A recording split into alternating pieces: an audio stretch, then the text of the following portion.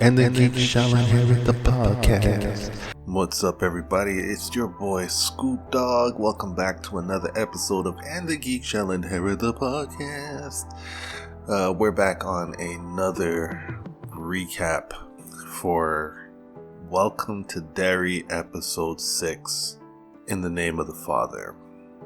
First and foremost, we learn that Nurse Kirsch is Pennywise's daughter. We've seen her before too, in that episode where we saw the flashback of Shaw and Rose when they were kids, and Shaw's father took him to the circus and he went into that tent and he got the ish scared out of him from the one-eyed man that the entities took the form of and stalked him in the woods. And then that's when Rose rescued him with the slingshot that she took from young Shaw as payment for water. It was all connected. When did Ingrid's father, because she said he was a normal man, a loving father, until he disappeared and came back as this clown, right? He was already a clown. He was known as Pennywise the Clown.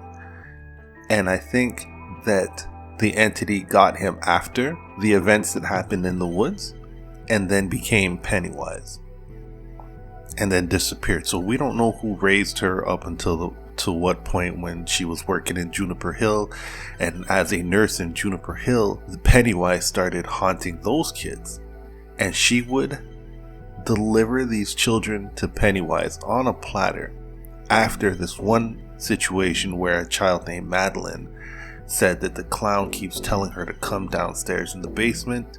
One night, young Ingrid takes the child downstairs to the basement where Pennywise appears, and it's really like a daughter who hasn't seen her father in over 20 something years.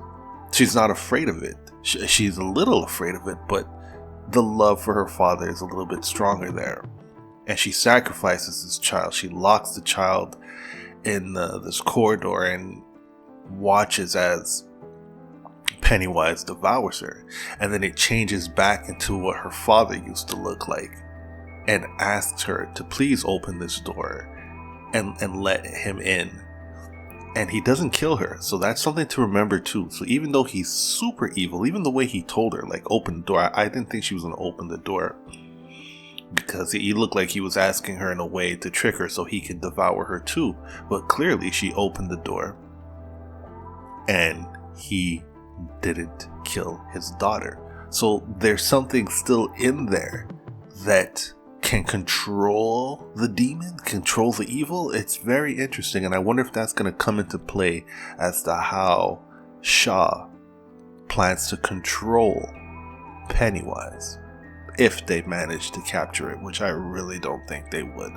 That would be a little too cool. But that whole situation is extremely fascinating. We find out that Mrs. Kirsch was actually the one they saw in the cemetery, that the photo came out of the clown. I did notice the clown was much tinier and had a different kind of hairstyle and a smaller head in that photo that the kids took. And we find out it was her when Lily saw the clown outside of her window late one night. It was Mrs. Kirsch. So she's just waiting for her father to come back. She wants to be reunited with him. So imagine a father and daughter killing clown duo. Holy macazoli. So that was really interesting. The thing that messed me up this episode was a few reviews back, I had broke down Halloran's connection to it and what they could do in the future with him owning the black spot, because it ties into something really major, so major that I'm not even gonna say it as a spoiler. I'm not gonna reveal it, because if they change it, then cool. I don't like the way that it's coming together, simply because the children are there. Now the children are at the black spot, which is a grown folks like getaway for the black soldiers and airmen of Derry. There's drinking, there is provocative dancing. It is no place for kids. But for some reason, the children are there. Now, let me tell you why the children are there. Charlotte, who she's starting to get on my nerves, to be honest with you. I know a lot of people like her character, but just the way she's written at times, not the character herself, just the way she's written sometimes, like being so offended that Hanlon smacked Will for disobeying and being rude. This is the 60s. Kids used to get whooped. It wasn't until sometime in the late 80s when 911 was introduced and the cops used to come around to our schools and tell us that if your parents or if you're being abused at home, make sure you call 911. And then you had a lot of badass kids that did not like being disciplined, so they were calling 911 if you even like put your hand on their shoulder a little too aggressively. They're calling 911 on you. So just to think, in the 60s, the shock of it in the whole, like, I didn't mean to hit him, I would never hit him. It's just not believable. You have to write according to the time period. And those things were accepted back then. Disciplining your child for being rude to an adult was very common. Come on now. But she's part of hiding Hank Grogan. As we saw Mrs. Kirsch, who was the woman who Hank is having this not an affair with, a relationship with, that is definitely frowned upon. So that they kept authentic, about the racist, the prejudice side of having an interracial romance. But disciplining your children is something that they changed, is inconsistent. So what they did was Charlotte brought Hank to the black spot. How she even knew about this, I don't even know how she knew this existed. But they're stashing him there. Okay.